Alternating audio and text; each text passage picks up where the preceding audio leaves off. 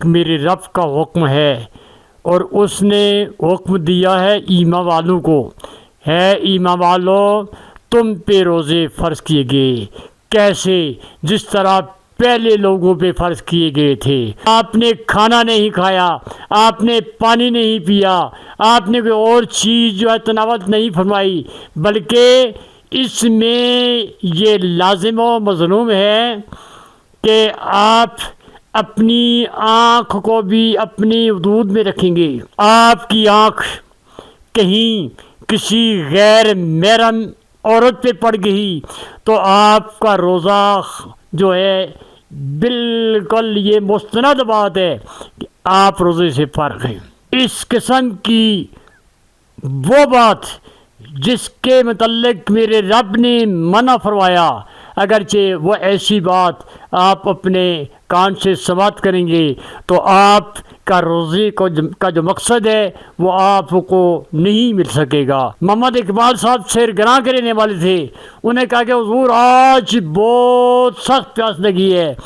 تو ہمارے پیر و مرشد آپ فرمانے لگے ماسٹر صاحب یہ سامنے پانی کا نل ہے، خوب سیراب ہو کر پانی پی لیں۔ السلام علیکم ناظرین، معین عالم مغل ملکہ اکثر مری سے اردو ڈیجیٹل کے پلیٹ فارم سے آپ کی خدمت میں حاضر ہوں۔ رحمتوں برکتوں والا جو ایک مقدس اور عظیم جو مہینہ ہے ماہ صیام، ماہ رمضان، جو ابھی اس کی جو رحمتوں برکتوں والی اور مقدس جو ساتیں ہیں وہ گزر رہی ہیں۔ اس ماہ مقدس کا مومنوں اور مومنات کو شدت کے ساتھ انتظار رہتا ہے اور وہ اس میں عبادت، ریاضت میں، ذکر و اذکار میں مشغول نظر آتے ہیں۔ تو آج اسی ماہ مقدس کے بارے میں میرے ساتھ سجادہ نشین دربار عالیہ سنل بیہ شریف جناب حضرت علامہ حکیم قاضی محمد فیاض صاحب موجود ہیں، تو میں ان سے گزارش کروں گا کہ اس ماہ مقدس کی جو اہمیت ہے، جو برکات ہیں، اس حوالے سے تھوڑا سا آگاہ کریں۔ جی بسم اللہ الرحمن الرحیم۔ یا ایھا الذین آمنوا کتب علیکم الصیام کما کتب علی الذین من قبلکم لعلکم تتقون۔ صدق اللہ مولانا العظیم و صدق رسولہ النبی الکریم الامین۔ سامعین ذی وقار اور ساتھ خواتین حضرات، یہ آج مختصر سی بات رمضان مبارک کا مبارک مہینہ ہے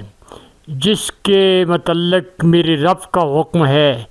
اور اس نے حکم دیا ہے ایمان والوں کو، ہے ایمان والو تم پہ روزے فرض کیے گئے، کیسے؟ جس طرح پہلے لوگوں پہ فرض کیے گئے تھے، اور فرض ہونے کے بعد اس میں اصل جو اس کا خاص جسے ہم کہتے ہیں عرق، وہ کیا ہے؟ وہ عرق جو ہے وہ قرآن کہہ رہا ہے تتقون۔ اور تتقون کیا چیز ہے؟ اس میں جتنے مفسرین ہیں انہوں نے واضح کیا ہے کہ تتقون سے مراد یہ ہے کہ ذات سرہ، جس ذات نے کلہم اجمعین کو پیدا کیا، اس ذات پہ جب ہم یہ نیت کر لیتے ہیں وَبِصَوْمِ غَدٍ نَوَیْتُ مِنْ شَہْرِ رمضان، اب ہم نے نیت روزے کی کر لی، روزے کی نیت کرنے کے بعد یہی نہیں ہے کہ آپ نے کھانا نہیں کھایا، آپ نے پانی نہیں پیا، آپ نے کوئی اور چیز جو ہے تناول نہیں فرمائی، بلکہ اس میں یہ لازم و مظلوم ہے کہ آپ اپنی آنکھ کو بھی اپنی حدود میں رکھیں گے۔ اگرچہ روزہ رکھے ہوئے آپ کی آنکھ کہیں کسی غیر محرم عورت پہ پڑ گئی تو آپ کا روزہ جو ہے بالکل یہ مستند بات ہے کہ آپ روزے سے فارغ ہیں۔ پھر آپ کے کانوں نے لغویات، آپ کے کانوں نے اس قسم کی وہ بات جس کے متعلق میرے رب نے منع فرمایا، اگرچہ وہ ایسی بات آپ اپنے کان سے سماعت کریں گے تو آپ کا روزی کا جو مقصد ہے وہ آپ کو نہیں مل سکے گا۔ اسی طریقہ سے آپ کی جو زبان ہے اس زبان کا بھی روزہ ہے، اگرچہ آپ کی زبان جو ہے وہ اپنے اس روزہ کے عالم میں کیا کرنا چاہیے، اس رب عز و جل کی تسبیح کریں گے، اس رب عز و جل کی تسبیح کے ساتھ ساتھ جس طرح آپ کی مرضی ہے اس کی یاد کریں گے۔ اس کی یاد کے طریقے بے انتو حساب ہیں، گنتی میں نہیں آ سکتے، لیکن اس کے ساتھ ساتھ اگرچہ آپ نے اظہار کر دیا کہ آج روزہ رکھا تھا، بڑی پیاس لگی ہے، تو یہاں پہ چونکہ میں نے جو کچھ بھی سیکھا ہے، جو کچھ پایا وہ میں نے اپنے پیر و مرشد سے پایا ہے، تو یہ بھی الفاظ میرے پیر و مرشد عادی رہنما خواجہ محمد اختر رحمۃ اللہ علیہ کے ہم کہیں جا رہے تھے رمضان مبارک میں، جاتے جاتے ایک ہمارے ساتھ ماسٹر محمد اقبال صاحب سیرگراں کے رہنے والے تھے، انہیں کہا کہ حضور آج بہت سخت پیاس لگی ہے، تو ہمارے پیر و مرشد آپ فرمانے گئے ماسٹر صاحب یہ سامنے پانی کا نل ہے، خوب سیراب ہو کر پانی پی لیں۔ پھر اس کے بعد آپ نے فرمایا کہ کوئی یہ کہہ دے کہ مجھے آج بہت بھوک لگی ہے، وہ سیراب اور کھانا کھائے۔ یہ جو چیزیں ہیں ان چیزوں سے اجتناب کا نام ہے تقویٰ۔ روزہ آپ کو کیا کہہ رہا ہے؟ بھوک لگی ہے تو یہ اندر کی بات ہے، پیاس لگی ہے تو یہ اندر کی بات ہے، اگرچہ کسی نے آپ کو کچھ کہا ہے تو وہ کیوں قرآن کے اندر میرے رب نے کہا کہ وما ابرئ نفسی ان النفس لامارۃ بالسوء، میرے رب نے اسی لیے کہا کہ اگرچہ آپ کو کہیں سے مار پڑے گی تو وہ مار آپ کو نفس امارہ سے پڑے گی۔ نفس امارہ سے مراد یہی ہے کہ یہ جو تھا یہ کل کہا تھا، آج کہاں پہنچ گیا، میں بھی اسی کے ساتھ ایسا ہو جاؤں۔ تو اللہ تبارک و تعالیٰ کی ذات بے نیاز نے روزہ کا جو مقاصد ہے وہ یہی ہے کہ تمام نبیین نے روزے رکھے ہیں، لیکن انہوں نے کیسے رکھے ہیں؟ آج تو آپ مزے کر رہے ہیں، وہ لوگ روزے رکھ کے گئے کہ جنہوں نے اللہ کی ذات سرہ پہ صابر بھی رہے، شاکر بھی رہے اور اس پہ عامی بھی رہے۔ تو میرے صاحبوں بڑی جو بات ہے وہ یہی ہے کہ روزہ رکھ کر اپنے آپ کو اس طرح بچایا جائے کہ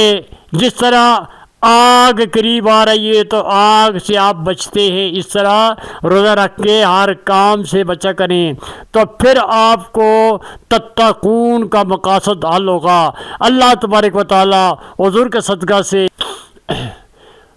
اور پھر اس رمضان المبارک کے مبارک مہینے میں یہ حدیث پاک ہے، میرے آقا حضور کا فرمان ذیشان ہے، صحابیوں جب رمضان المبارک کا مبارک چاند کا نظر ہوتا ہے تو میرا رب تمام دوزخ کے دروازوں کو بند کر دیتا ہے اور تمام شیاطین کو مقید ہو جاتے ہیں، وہ قید میں چلے جاتے ہیں۔ اور پھر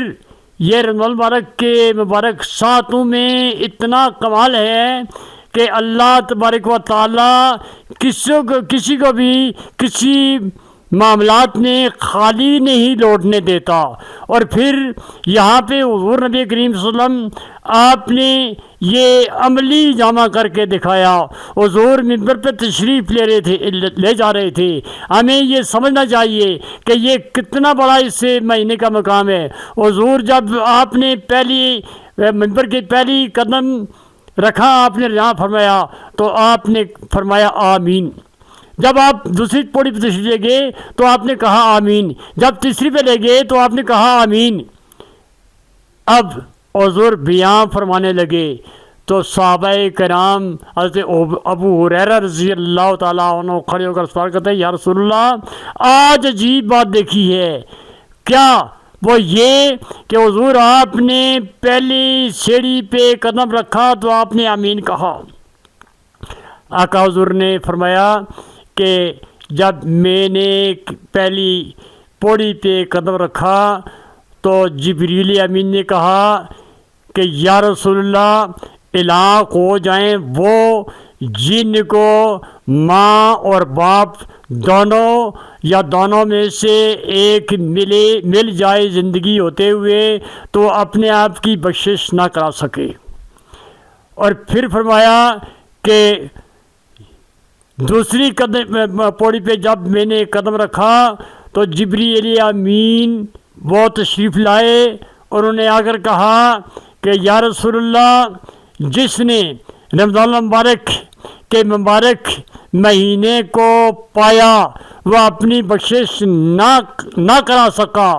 تو اس کے لیے بھی حضور نے بددعا کی اور پھر تیسری پوڑی پہ قدم رکھا تو حضور نے فرمایا کہ جس نے نامہ نامی اسم گرامی حضور محمد صلی اللہ علیہ وسلم جس نے اپنے قانون سے سماعت کیا تو پھر درود پاک نہ پڑھا اس پہ بھی اللہ کی طرف سے ناراضگی اور وہ جہنم رسی جو اس قسم کے الفاظ حدیث پاک میں نقل ہیں. تو اللہ تبارک و تعالیٰ اس مہینے کی مبارک ساعتوں کو اور اس مبارک کی جو برکتیں ہیں جو رحمتیں ہیں جو آسائشیں ہیں اور جو ہر چیز آپ کو اگرچہ آپ اس میں 1 روپیہ خرچ کر رہے ہیں تو میرے رب آپ کو 70 روپے دے رہا ہے. اگرچہ اس مہینے میں آپ ایک نفل پڑھ رہے ہیں تو میرا رب آپ کو ایک فرض کا ثواب دے رہا ہے. آپ نے ایک فرض پڑھا تو میرا رب آپ کو 70 فرض کا ثواب دے رہا ہے. تو اللہ تبارک و تعالیٰ اس ماہ مبارک کی مبارک ساعتوں کی قدر ہمیں کرنے کی توفیق عطا فرمائے اور اللہ رب العالمین اس پہ عمل پیرا ہونے کی توفیق عطا فرمائے. آمین ثم آمین.